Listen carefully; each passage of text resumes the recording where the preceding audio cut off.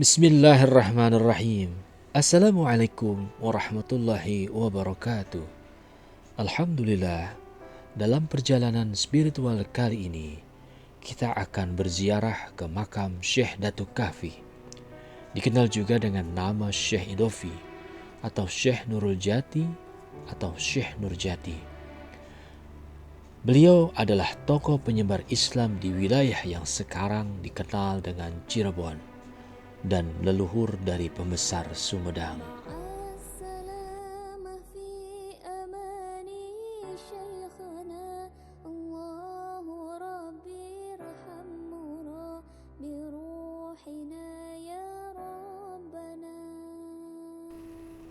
Beliau pertama kali menyebarkan ajaran Islam di daerah Amparan Jati.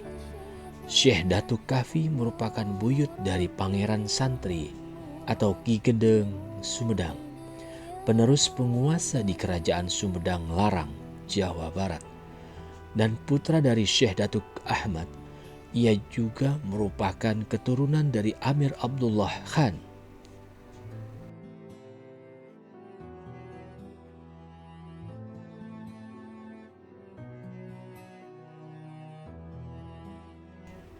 Syekh Datuk Kahfi adalah tokoh perintis dakwah Islam di wilayah Cirebon. Ia menggunakan nama Syekh Nurjati pada saat berdakwah di Giri Amparan Jati, yang lebih terkenal dengan nama Gunung Jati, sebuah bukit kecil dari dua bukit yang berjarak kurang lebih 5 km sebelah utara kota Cirebon.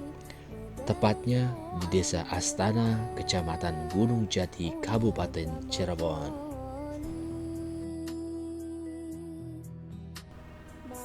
Sebelumnya, Syekh Nurjati dikenal dengan nama Syekh Datuk Kahfi atau Maulana Idofi Mahdi. Secara kronologi singkat, Syekh Nurjati lahir di Semenanjung Malaka. Setelah berusia remaja, beliau pergi ke Mekah untuk menuntut ilmu dan berhaji. Syekh Nurjati pergi ke Baghdad dan menemukan jodohnya dengan Syarifah Halimah, serta mempunyai putra dan putri. Dari Baghdad, ia pergi berdakwah sampai di Pesambangan, bagian dari negeri Singapura, yang sekarang bernama Desa Mertasinga, Kabupaten Cirebon. Ditinjau dari silsilahnya, Syekh Nurjati adalah putra dari Syekh Datuk Ahmad. Syekh Datuk Ahmad adalah ulama besar di Malaka. Ayahnya adalah putra dari Maulana Isa. Maulana Isa juga adalah tokoh berpengaruh di kampung halamannya. Syekh Datuk Ahmad mempunyai adik yang bernama Datuk Soleh. Datuk Soleh adalah ayah anda dari Syekh Siti Jenar atau Abdul Jalil. Dengan demikian, antara Syekh Nurjati dan Syekh Siti Jenar masih saudara. Syekh Nurjati memiliki dua orang adik. Pertama, Syekh Bayanillah, yang kelak mengikuti jejak kakaknya berdakwah di Cirebon. Kedua, seorang wanita yang menikah dengan Raja Upih Malaka. Hasil dari perkawinan tersebut, lahir seorang putri yang kemudian menikah dengan Dipati Unus dari Demak.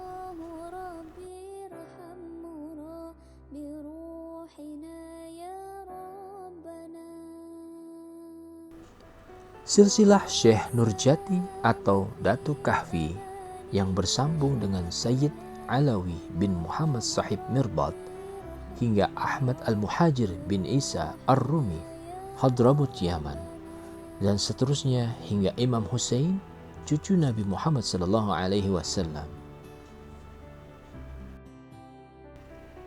Syekh Datuk Kahfi adalah orang yang pertama kali menyebarkan agama Islam di wilayah Cirebon. Ia juga salah seorang guru dari Sunan Gunung Jati.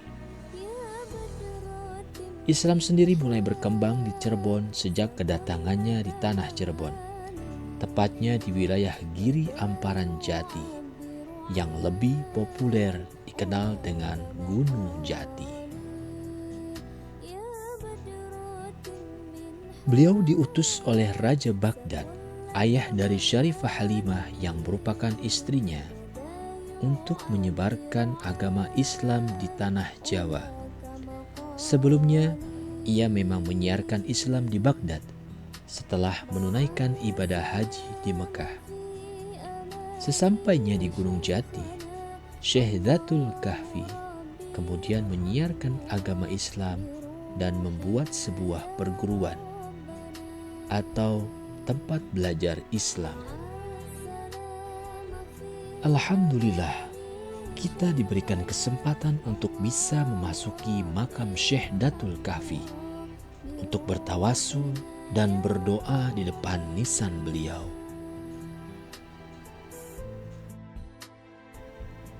Kembali ke perguruan, Syekh Datul Kahfi memiliki 3 murid yang cukup populer dikenal masyarakat, karena ketiganya adalah anak dari Prabu Siliwangi dan istrinya Subang Larang, sang penguasa kerajaan Pajajaran.